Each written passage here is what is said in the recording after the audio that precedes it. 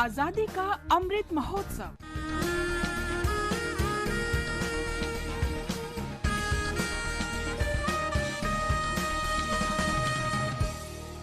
आजादी का सफर आकाशवाणी समाचार के साथ। भारत का गौरवशाली स्वतंत्रता संग्राम आधुनिक विश्व के महानतम संघर्षों में से एक है। आकाशवाणी समाचार रोजाना आपके लिए ला रहा है इस संघर्ष की एक झलक।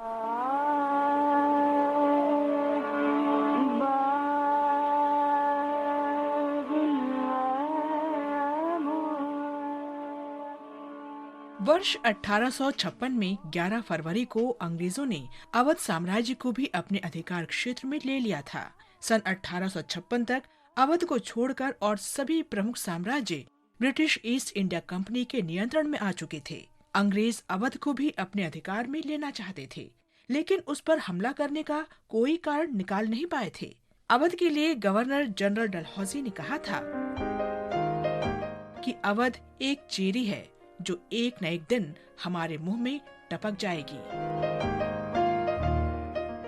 अवध के आखिरी नवाब वाजिद अली शाह एक सक्षम शासक थे, लेकिन ब्रिटिश रेजिडेंट ने उनकी अक्षमता के बारे में कंपनी के अधिकारियों तक बढ़ा चढ़ाकर शिकायतें पहुंचाईं।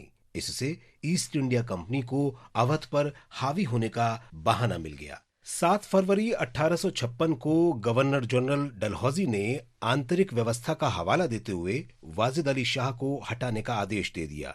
जब छोड़ चले लखनऊ नगरी, कहे हाल के हम पर क्या गुजरी, जब छोड़ चले लखनऊ नगरी। डलहौजी ने सभी नैतिक मानदंडों को दरकिनार कर दिया और 11 फरवरी 1856 को अवध पर कब्जा कर लिया।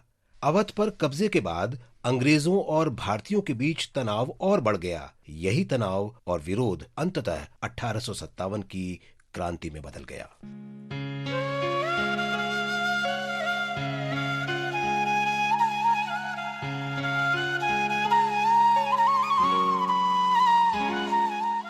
वर्ष 1933 में 11 फरवरी को महात्मा गांधी का लोकप्रिय पत्र हरिजन शुरू हुआ था। इस साप्ताहिक पत्र के प्रकाशन का उद्देश्य अस्पृश्यता के खिलाफ संघर्ष को प्रोत्साहित करना और उन लोगों को मुख्य धारा में लाने का प्रयास करना था जिन्हें छुआछूत और भेदभाव के आधार पर अलग थलग कर दिया गया था। इसने अस्पृश्यता के शिकार लोगों की पीड़ा और यातना के प्रति जन चेतना जगाने में मदद की। इस पत्र के अधिकांश संस्करणों के लिए रविंद्रनाथ टैगोर ने अस्पृश्यता के खिलाफ जागरूकता के वास्ते कविताएं लिखी। ये पत्र हिंदी और गुजराती में भी प्रकाशित हुआ और 1948 तक इसका प्रकाशन जारी रहा।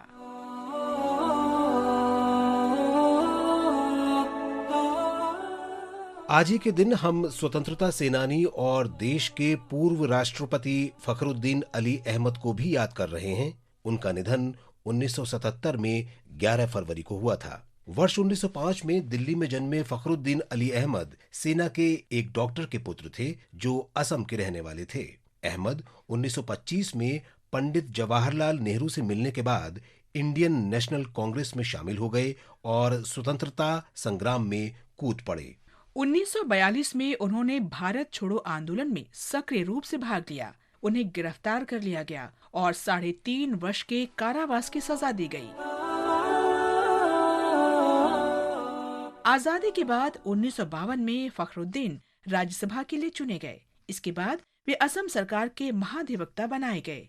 वे 2 बार असम विधानसभा के लिए भी चुने गए। उन्हें 2 बार लोकसभा के लिए भी चुना गया। पहली बार 1967 में और फिर 1971 में।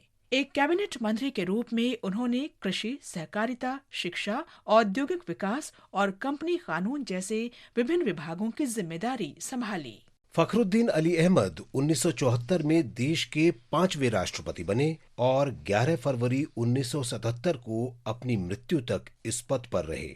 आकाशवाणी समाचार इस महान राष्ट्रवादी को श्रद्धांजलि अर्पित करता है।